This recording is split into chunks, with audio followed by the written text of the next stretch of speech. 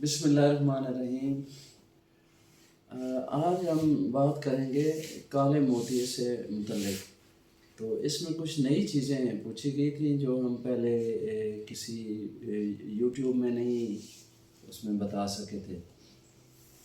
एक था जी, काला मोतिया क्यों हो जाता है, उस बंदे को है, इसको नहीं है, इसको क्यों है।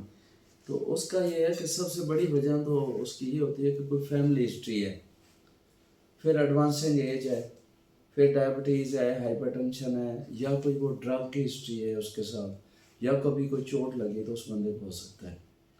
लेकिन हमने देखा कि अगर ये बाकी चीज़ें नहीं हैं तो फैमिली हिस्ट्री उसमें एक अहम रोल अदा करती है।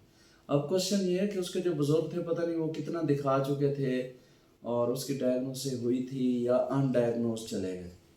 नेक्स्ट था कि अब इसका करें क्या। काला मोतिया जब डायग्नोज हो गया, आपने सारे टेस्ट कर लिए कि इस बंदे को काला मोतिया साबित हो गया कि ये काला मोतिया है।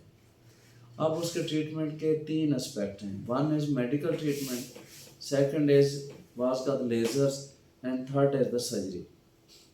मेडिकल ट्रीटमेंट में आपको 1, 2, 3 अद्वियात देनी पड़ेंगी और काले मोतिये की दवाई जितनी भी हैं मार्केट में सिवाय 1-2 के, उन सब में प्रिजर्वेटिव फ्री, यानी बेंजाइल एल्कोनियम क्लोराइड BA एक होता है जो आंखों के लिए टॉक्सिक है। लेकिन उस दवाई को प्रिजर्व रखने के लिए और उसकी माइक्रोबियल एक्टिविटी, जो बैक्टीरिया की ग्रोथ को या इन्फेक्शन को ख़त्म करने के लिए दवाई में डाला होता है, वो डालना ज़रूरी भी है। तो वो डाला होगा, आप जितनी दवाइयाँ डाल रहे हैं उसका आई पे इफेक्ट होगा, 1 दवाई, 2 दवाई, 3 दवाई। और नेक्स्ट क्वेश्चन था कितना अर्सा डालें, सारी ज़िंदगी डालनी है, साथ दिखाते रहना है। अगर एक दवाई इनफेक्टिव हो गई है तो उसके साथ दूसरी दवाई रिप्लेस करनी पड़ेगी या दवाई ऐड अप करनी पड़ेगी। अच्छा, नेक्स्ट क्वेश्चन पूछा गया कि ये बाईपास सर्जरी, या जिसको हम अपनी ज़ुबान में ट्रेबिकुलेक्टमी कहते हैं, कि वो क्या होती है। तो ये एक, आप समझ लें जैसे हार्ट है, उसकी एक जगह ब्लड कम जा रहा है तो हम एक बाईपास, एक और चैनल बना देते हैं जो हार्ट को सप्लाई करे। इसमें जब एक्वस बन रहा है सिलरी बॉडी में, वो प्यूपल में आके ट्रेबिकुलर मैश से यूवी स्क्लेरल रूट से कंजक्टिवा की स्पेसेस में जाकर डिजॉल्व हो जाता है। हम एक और रूट इसकी जगह बना देते हैं, इसी जगह या खुला बना देंगे इसकी जगह को, यानी जो पानी आ रहा है उसको 2 में डिवाइड कर देंगे। तो इस तरह उसका जो प्रेशर है आँख पे, जो इफेक्ट है वो कम हो जाएगा। तो प्रेशर कम होगा, इफेक्ट कम होगा, मैकेनिकल स्ट्रेस कम होगा, गैंग्लियन सेल की डेथ कम होगी। तो इसका मतलब है उसका वीएन, उसका वीएल फील्ड रिजर्व रहेगा। इससे मतलब और कुछ सवाल है तो आप अभी पूछ लें, वरना तो ये 3-4 सवाल थे आपके। तो मैकेनिज्म ऑफ एक्शन क्या है मेडिसिन का, मेडिसिन कई किस्म की है।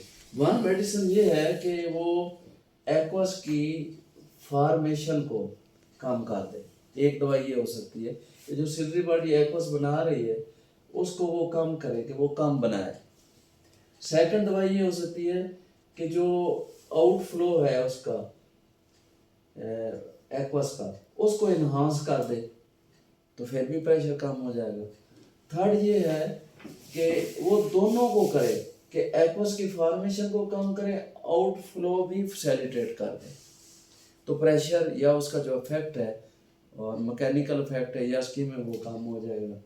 यानी एक्वस की फॉर्मेशन और आउटसाइड फ्लो की फैसिलिटी पे डिपेंड करता है। एक्वस की फॉर्मेशन कम कर दें तो तब भी प्रेशर कम हो जाएगा, और आउट फ्लो फैसिलिटी कम ज़्यादा कर दें तो प्रेशर कम हो जाएगा। ठीक है, तो इस तरह जो प्रेशर कम होगा और उस पर स्ट्रेस कम आएगा तो गैंग्लियन की सेल की डेथ जो है वो कम होगी और वीएन बची रहेगी, वीएल फील्ड प्रिजर्व रहेगी। कितनी देर डालनी है दवाई? हमेशा डालनी है। अगर दवाई से इफेक्ट नहीं आ रहा तो सर्जरी करनी है, और सर्जरी के बाद भी बाज़ का दवाई की ज़रूरत रह सकती है। अगर वो सर्जरी ने आपको एडिक्वेटली फैसिलिटेट नहीं किया एक्वस की ड्रेनेज को, तो एड अप दवाई भी करनी पड़ जाती है। ठीक है, अस्सलाम वालेकुम।